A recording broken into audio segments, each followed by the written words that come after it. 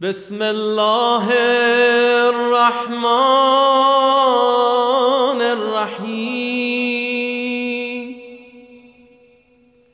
اللهم كن لوليك الحجة ابن الحسن صلواتك عليه وعلى آبائه في هذه الساعة وفي كل ساعة، وليا وحافظا وقائدا وناصرا ودليلا وعينا،